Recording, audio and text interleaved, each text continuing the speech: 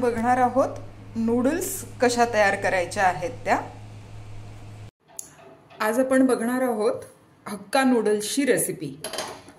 तर गॅसवरती कढई ठेवलेली आहे आणि या कढईत साधारण अर्धी कढई मी पाणी टाकणार आहे आणि या पाण्याला उकळी येईपर्यंत वाट बघणार आहे। उकळी आल्यानंतर आपण जे हे हक्का नूडल्सचे पॅकेट्स घेतलेले आहेत तर ते ह्या पाण्यात टाकणार आहोत। आता तुम्हाला हवं असेल तर तुम्ही अख्खा पॅकेट तसंच टाकू शकता जर तुम्हाला नूडल्स लांब हवे असतील तर, नाहीतर तुम्ही त्याचे तुकडे करा। मला नूडल्स ह्या लांब नको आहेत त्याच्यामुळे मी ह्याचे 2 तुकडे करणार आहे। तुम्ही इथे बघू शकता पाण्याला छान उकळी आलेली आहे।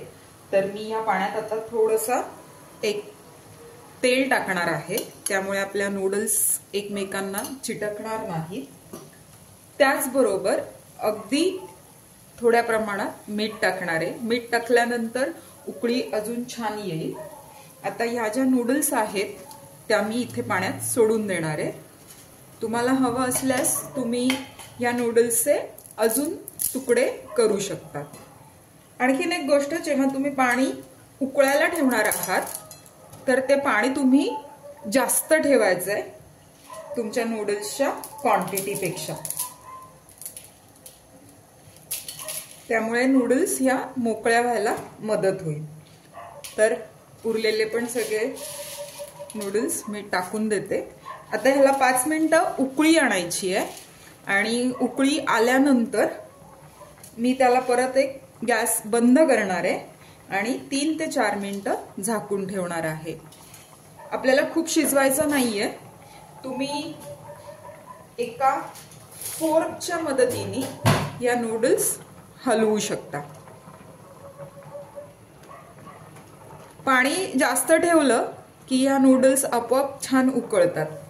तर आता मी झाकण ठेवून यांना 5 मिनिटं असंच उकळणार आहे आणि त्यानंतर गॅस बंद करून 3 मिनिटं ठेवणार आहे।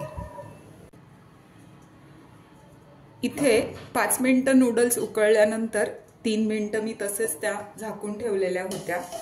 आता एक कढई घेतलेली आहे आणि त्याच्यावरती चाळणी ठेवलेली आहे।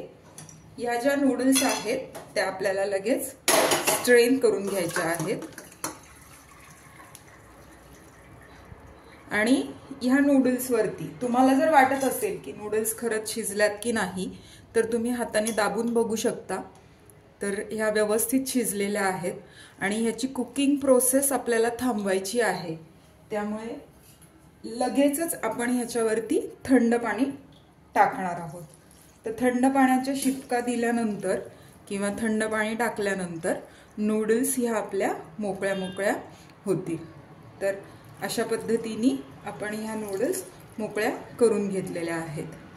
आता ह्याच नूडल्स जर तुम्हाला मंचाव सूप करायचं असेल तर ह्याच नूडल्सला थंड झाल्यानंतर कॉर्नफ्लॉवर लावायचं आणि डीप फ्राय करायच्या असतील तर तेलात त्यांना तळून घ्यायचं। तर आता मी ह्या नूडल्स थंड व्हायला ठेवून देते, अजून थंड पाण्याचा शिपका देते आणि अशाच मी झाकून ठेवणार आहे। काहीही होणार नाहीये, आपला प्रत्येक नूडल्स हा वेगवेगळा सेपरेट होणार आहे, त्यामुळे आता हे झाकून ठेवते। झाकून नाही ठेवलं, तुम्हाला जर थंड करायच्या असतील, तुमच्या जास्त उकडल्या तर तुम्ही झाकून ठेवू नका। मी जास्त उकडलेल्या नाहीयेत त्याच्यामुळे मी यांना झाकून ठेवणार आहे। आता आपण बघूयात नूडल्स कशा तयार करायच्या। मी इथे कढई तापत ठेवलेली आहे। इथे मगाशी दाखवलं त्या नूडल्स थंड करून घेतलेल्या आहेत। त्याचबरोबर इथे लागणाऱ्या ज्या भाज्या आहेत त्या मी कापून घेतलेल्या आहेत। इथे जे आहे ते लसूण आहे, त्याच्या थोडासाच आलं आहे, मिरची आहे, कांदा आहे, इथे शिमला मिरची आहे, गाजर आहे, कोबी आहे, मला कोबी जास्त आवडतो, इथे बीन्स आहेत, अगदी थोड्या प्रमाणात घेतलेले आहेत. कांद्याच्या पातीचा कांदा आहे आणि इथे कांद्याची पात आहे. तर आपण आता कढई तापलेली आहे, कढईत आपण तेल टाकून घेऊयात. त्याचबरोबर मी थोडंसं बटर देखील टाकणार आहे. माझं ज्या नूडल्स आहेत त्या जास्त प्रमाणात आहेत, त्यामुळे मी तेल जास्त टाकलेलं आहे. आणि आता थोडंसं बटर चवीपुरतं आपण ह्या तेलात टाकणार आहोत. तर तयारी करताना मी सॉसेस देखील काढलेले आहेत. इथे विनेगर आहे, इथे टोमॅटो केचप आहे, आपल्याला आवडतं म्हणून टाकायचं आहे. सोया सॉस आहे, हे जिंजर गार्लिक पेस्ट आहे आणि इथे चिली फ्लेक्स आणि काळी मिरी पावडर आहे तिखटपणासाठी. तर आता आपलं तेल गरम झालेलं आहे, तर आपण ह्यात एक एक गोष्ट टाकून घेऊयात. तर आलं आणि लसूण आपल्याला हे अजिबात जास्त फ्राय करायचं नाहीये. लगेच मी मिरची टाकलेली आहे आणि गॅसची फ्लेम ही मोठीच आहे.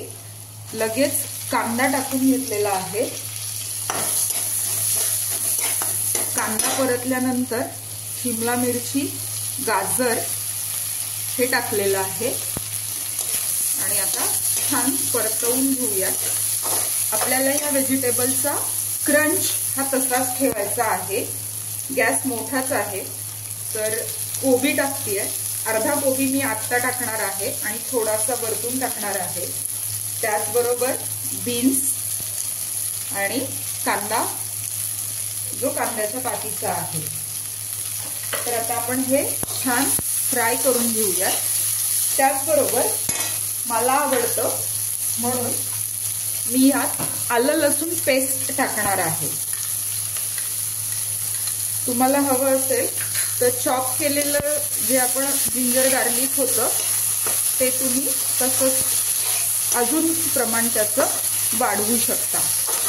तर इथे बघू शकता व्हेजिटेबल ह्या अजिबात मंद गॅसवरती परतत नाहीयेत. आपण त्या मोठ्या फ्लेमवरती आपण त्या व्हेजिटेबल परतवून घेत आहोत. आपल्याला जास्त परतवायचं नाहीये.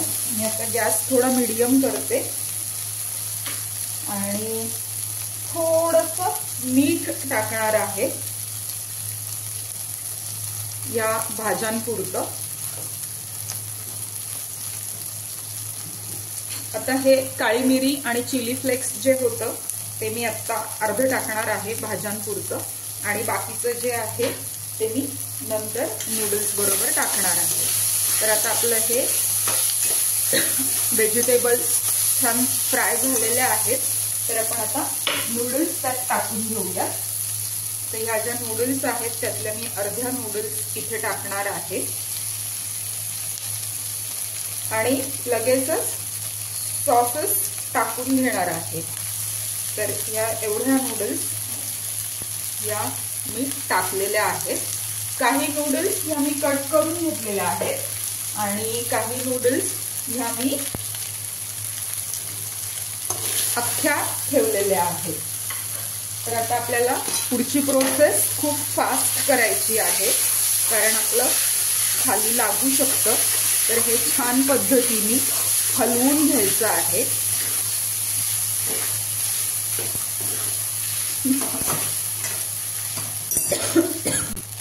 आता मी पुढचे जे काही सॉसेस आणि हे टाकायचंय ते टाकून घेणार आहे. हे विनेगर, त्यानंतर इथे चिली फ्लेक्स आणि काळी मिरी पावडर, त्याचबरोबर सोया सॉस. तुम्हाला हवं असेल तुम्ही त्याचं प्रमाण आणखीन वाढवलं तरी काही हरकत नाही. त्यानंतर टोमॅटो केचप. आपण जे चायनीज करतो हे आपण आपल्या पद्धतीनुसार किंवा आपल्याला जसं आवडतं त्या पद्धतीमध्ये आपण ते करतो. आता नूडल्स परतल्या तर त्याच्यासाठी मी नेहमी असा पद्धतीचा चिमटा घेते आणि त्या फक्त गोल गोल फिरवून हलवते जेणे की आपल्या नूडल्स तुटणार नाहीयेत. तुम्हाला हवं असल्यास तुम्ही नंतर ह्या नूडल्सची चव घेऊ शकता आणि तुम्हाला ज्या पद्धतीने सॉसेस ऍडजस्ट करायचे त्या पद्धतीने तुम्ही ते ऍडजस्ट करू शकता। मी थोडंसं मीठ टाकणार आहे आणि आता आपल्या नूडल्स तयार आहेत। इथे कोबी आणि कांद्याची पात आता आपण ह्या सर्व करून घेऊयात। आता इथं ओनियन आणि हे टाकल्यानंतर नूडल्स थोड्याशा आपण हलवून घेऊयात आणि लगेचच तुम्ही ह्या बाउलमध्ये प्लेटमध्ये सर्विंगसाठी काढा।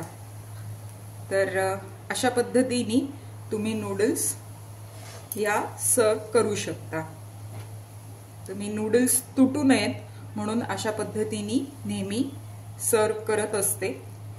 तर ह्या आपल्या तुम्ही ह्या नूडल्सला हक्का नूडल्स म्हणू शकता।